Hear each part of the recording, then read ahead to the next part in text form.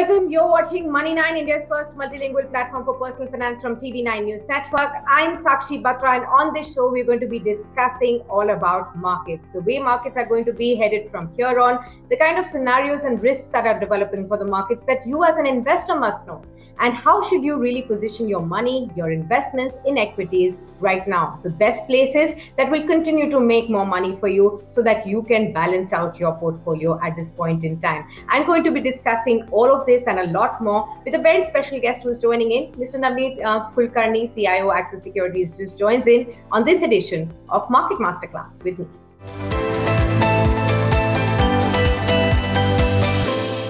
Mr. Kulkarni, great to have you with us on our platform Money 9. Thanks for taking out time for us. Well, let me kickstart this discussion by understanding an overview of how are you looking at the entire setup of the markets right now. Now, we've been stuck in a range for a long time, perhaps from the starting of June. Help us understand what after this consolidation that we have seen, are the markets going to go up, or are you seeing any signs of panic selling coming in?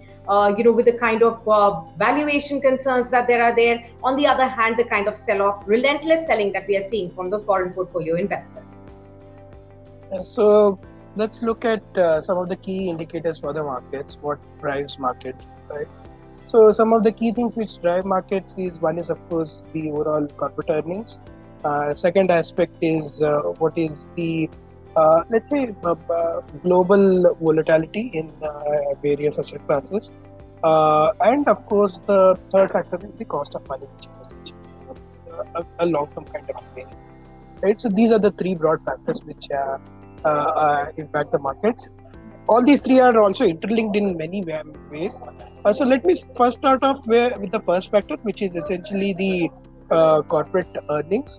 Corporate earnings are have been very strong in the last 1 year. FY21 turned out to be actually a good year for corporate earnings, where everybody expected a decline in corporate earnings to the tune of 20-25%, but eventually the corporates delivered a 15% earnings growth on the FY22, right? So that was something very strong. We are looking at almost a 30% earnings growth for FY22. Considering the revival that we are seeing in various sectors, asset prices moving up, product prices moving up, so many factors playing out. So that's the earnings scenario for FY22. So FY22 is going to be a year of strong earnings.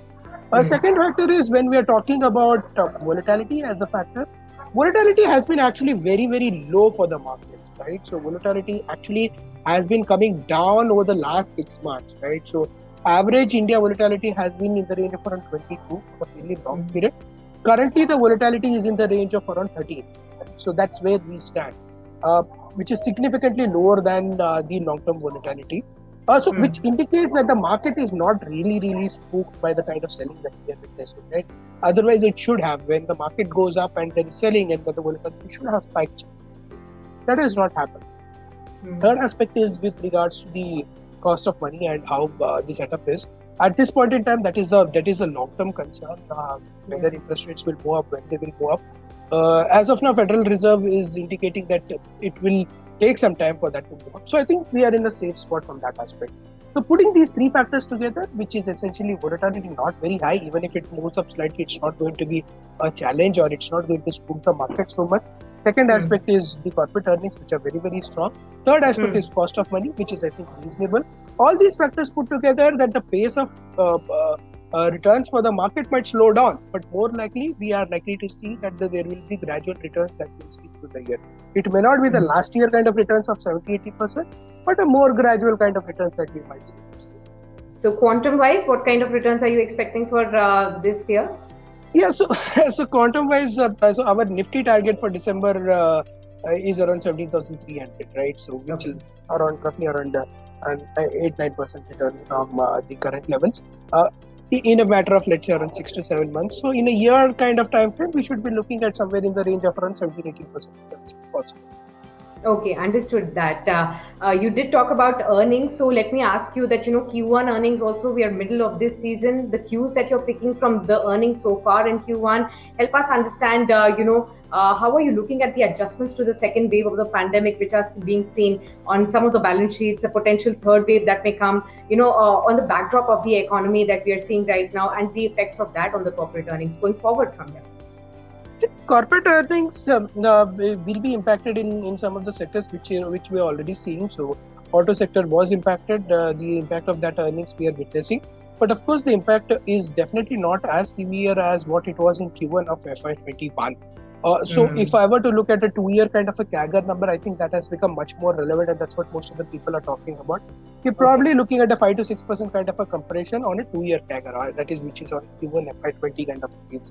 Right, so I think overall we seem to be managing things reasonably okay. Today, the industry bellwether Unilever reported numbers. I would say the numbers were reasonably strong. So not too much to worry on that front, even on a QOQ basis. It was not a big challenge.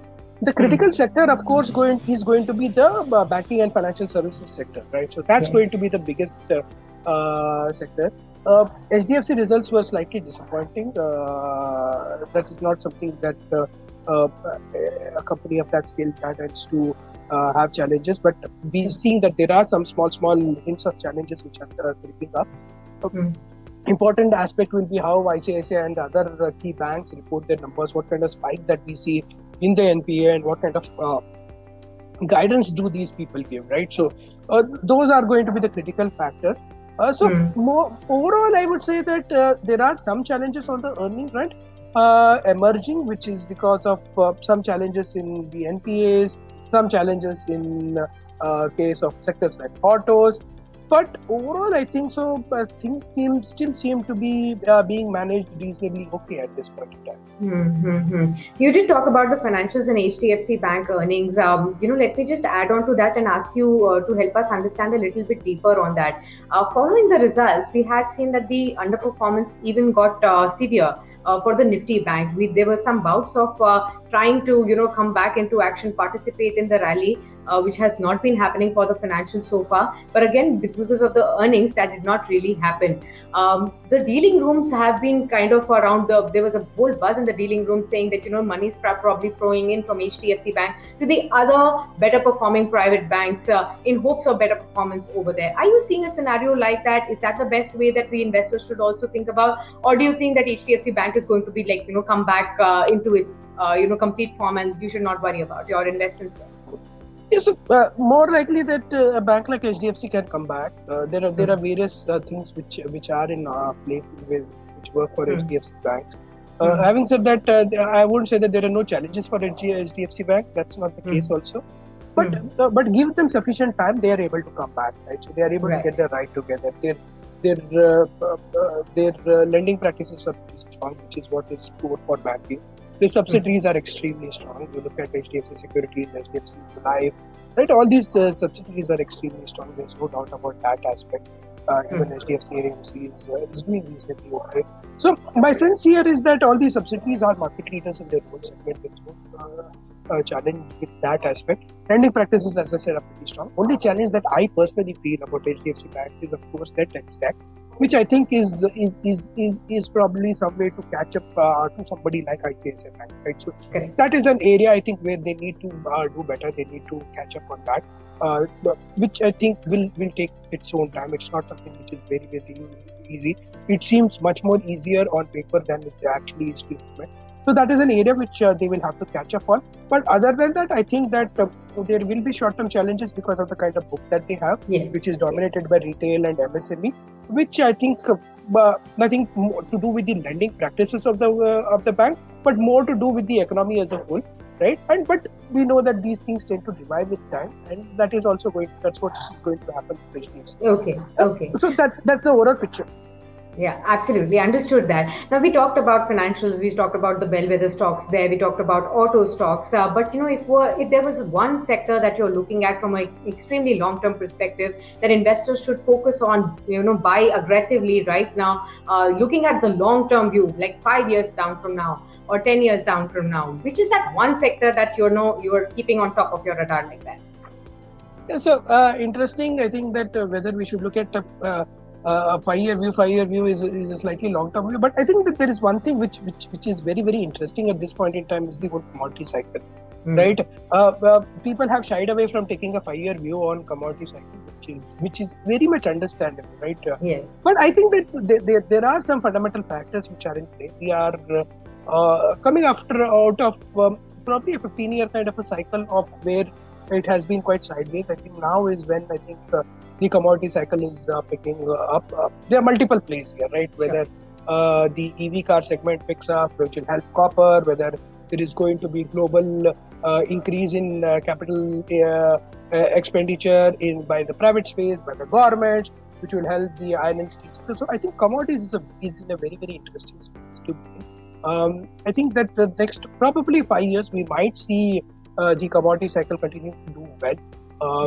Various ways to play through that, whether you look at soft commodities like sugar or whether you look at the hard commodities like iron and steel. I think there are a wide range of choices there, and I think all make up for very, very interesting aspects to be invested.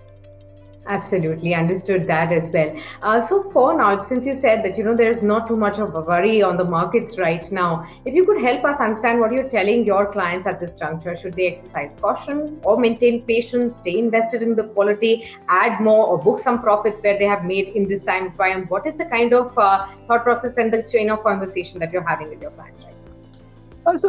We have looked at various aspects, right? So we tend to play with the beta of the portfolio. We try to reduce the beta of the portfolio when we see that the market is probably overvalued or at times where there are stress which can emerge. We are not so much worried about overvaluation at this point in time, but we are worried about some bit of slowdown which might creep in certain sectors, right? So in that scenario, we would rather reduce the beta of the portfolio, look at spaces where we can be invested in. So my sense or our advice to the investors is primarily that paper returns look very, very interesting, but sustaining those returns is the most critical aspect in stock markets. We've seen various points in time, whether it was 2017, where markets were very, very high, and thereafter the markets actually did well after that, but it was a very, very narrow band where the markets did well. So, are we entering that phase or not is all a question mark. But our message is that we have made good money in the last 1 year. We should be looking at sustaining those returns. We need not be very, very greedy. We look at, let's say, 15 to 16% returns is something that we should start looking at, which is what the returns which the market delivers, right? It's not, market does not deliver a 50-70% return every year. Market delivers a return in the range of around 15%.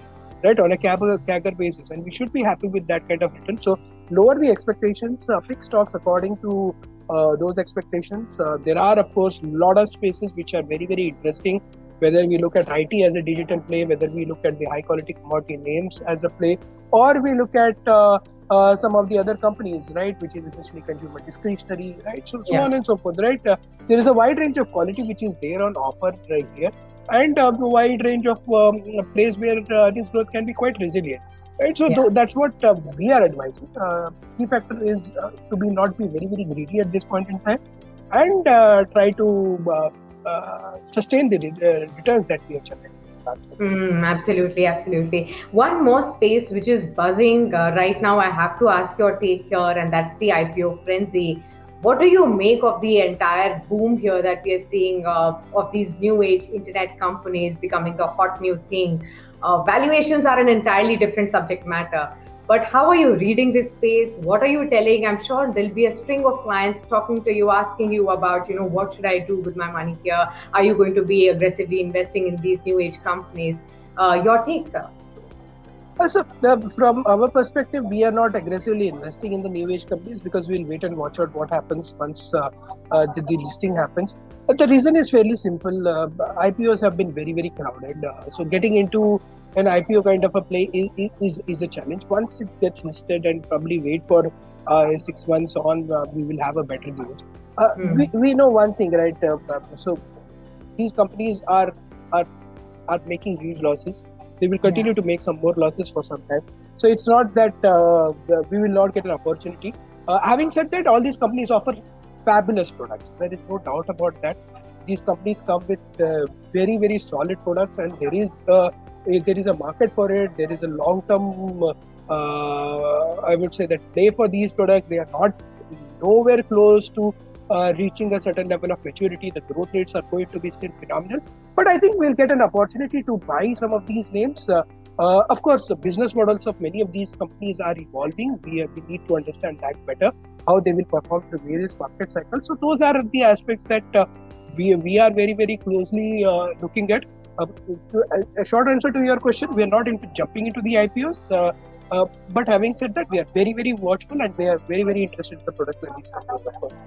Okay, noted that. And last question to you would be from the perspective of the first time investors, which is what we are mostly focused on, because these are the new entrants. We have been seeing a gush of new entrants, actually new investors coming into the market in the last 1.5 years, the kind of demat accounts that have opened. So there's clear interest that is generating, in the entire space, and more people are interested here. For those investors who are entering at this point in time, we have seen a sharp upside in the markets already. Those who have already missed this space, but now they are starting afresh. What's the most prudent way to develop a portfolio? What all should that consist of? If you could help us. Yes, so I think this is we know the blue chips in the market, right? So we start off with buying the blue chips. That's the easiest thing to do. Once we have bought the blue chips and then we see how these blue chips perform, I think that's when we start looking at going ahead. Other way to look at it is that one of the easiest investment vehicles is looking at ETFs, right? So ETFs is a great investment class, right? So very easy to look at. Right? So we know index, and what do we buy, right? So you buy the index, right? For some time, hold them, see how index behaves, look at various forms of index, allocate accordingly, and then start once you start getting a little more experience with that, start looking at mid caps, small caps. Those are the areas where a lot of money is made, right? So that's the simplest way to start off. First suggestion will be to get into blue chips. If one wants to be stock specific, and then slowly expand into small caps and mid caps. Other way is that buy the index, right? So very, very simple. Start with buying the index. It's very, very low cost. Then start focusing on once you get a hang of how markets behave. Are you okay or not okay with the kind of returns that you are getting, and then start focusing on taking on a little more risk, right? So idea is to start off with the lowest risk products, and then slowly build across once you are comfortable with the market, with the flows. Okay, understood that. Well, on that note, I'd like to thank you, Mr. Kulkarni, for sharing these wonderful insights with all our viewers on the markets, the way they are going to progress from here, and the best ways to approach the markets at the current juncture. It's been a pleasure speaking to you. Hope to have you back on our platform.